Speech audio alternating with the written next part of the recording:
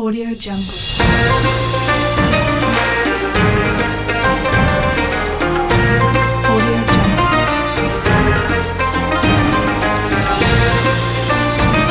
Audio Jungle.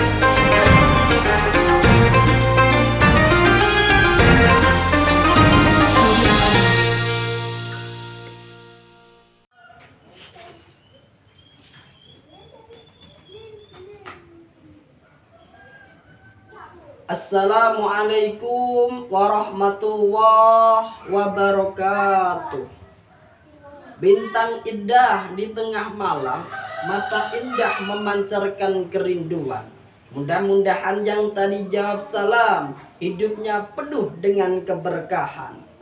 Bismillah, alhamdulillah. Wassalatu wassalamu ala rasulillah. La hawla wa la quwwata illa billah. Amma ba'da.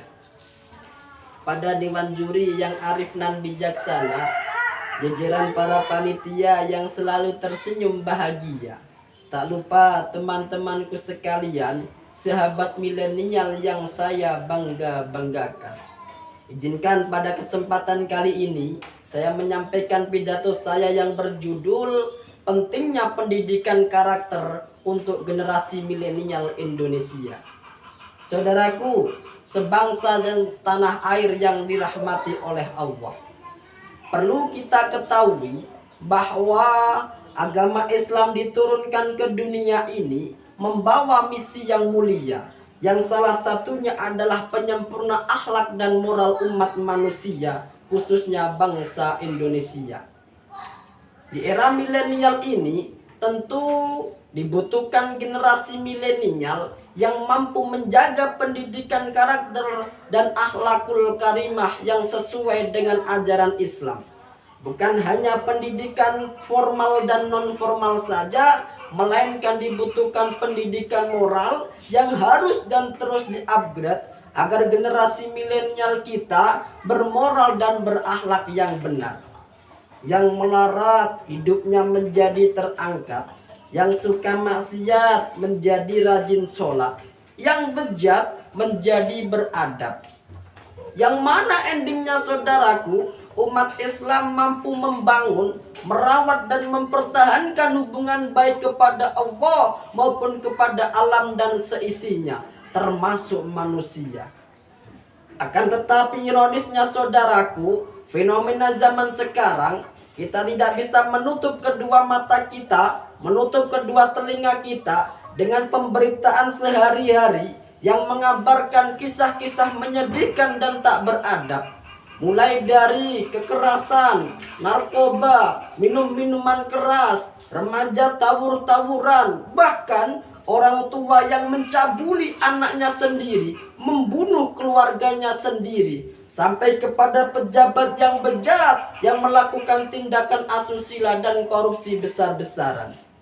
Saudaraku, menurut data Komisi Perlindungan Anak Indonesia menyatakan sebanyak 32% remaja usia 14 sampai 18 tahun di kota-kota besar Indonesia pernah berhubungan seks bebas. Kasus lain menyatakan bahwa menurut Badan Narkotika Nasional pada tahun 2008, pengguna narkoba di Indonesia mencapai 3,2 juta orang. Dari jumlah 32% adalah pelajar dan mahasiswa. Dan juga dilansir dari Indonesian Corruption Watch menyebutkan terdapat 1.298 terdakwa kasus korupsi di Indonesia sepanjang 2020. Dari data-data yang telah saya sampaikan tadi, jika dikatakan tidak berpendidikan, tentu tidak. Karena kebanyakan dari mereka telah mengenyam pendidikan dasar dan tidak sedikit dari mereka sudah sarjana bahkan lebih. Lalu, apa sebenarnya yang terjadi pada bangsa Indonesia ini? Mengapa moral mereka begitu bejat dan tidak beradab? Jawabannya, karena mereka tidak memahami dan menjalankan ajaran Islam secara kafah. Bukankah Allah Subhanahu wa Ta'ala telah berfirman di dalam Al-Quranul Karim Surat Al-Anbiya ayat 107. Bismillahirrahmanirrahim. Wa ma arsalnaka illa rahmatan lil alamin. Kata Allah, dan tidaklah aku mengutusmu wahai Muhammad illa rahmatan lil alamin, kecuali sebagai rahmat dan kasih sayang bagi seluruh alam semesta. Dari ayat tersebut bisa kita ambil kesimpulan bahwa Rasulullah diutus oleh Allah ke dunia ini membawa rahmat dan kasih sayang. Bagi siapa? Bagi seluruh alam semesta. Jadi tidak pandang itu manusia, tidak pandang itu binatang, tidak pandang itu kucing, tidak pandang itu kambing, tidak pandang itu tikus, tidak pandang itu bulus. Semua mendapatkan rahmat dan kasih sayang dari Allah Subhanahu wa ta'ala. Jika orang-orang mengetahui kalau membunuh binatang dengan semena-mena saja dilarang oleh agama Islam, mana mungkin mereka berani membunuh sesama Islam? Jika mereka mengetahui kalau mencuri dan menipu dilarang oleh Islam, mana mungkin mereka berani melakukan korupsi?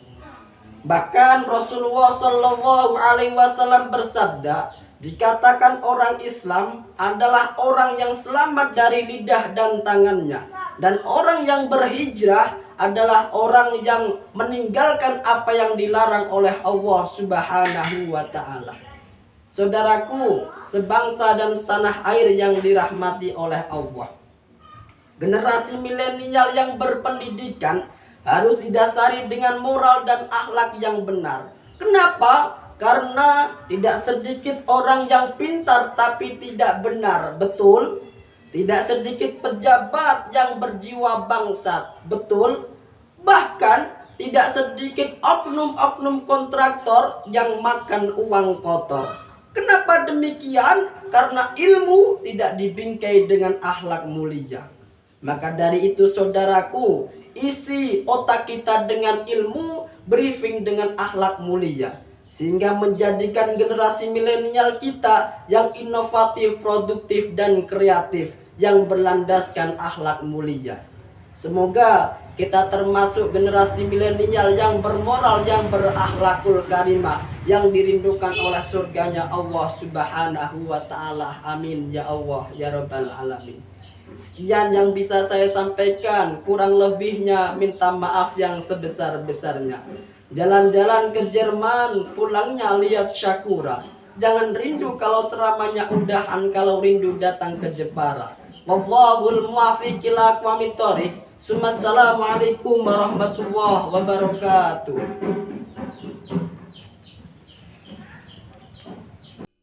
Audio Jungle.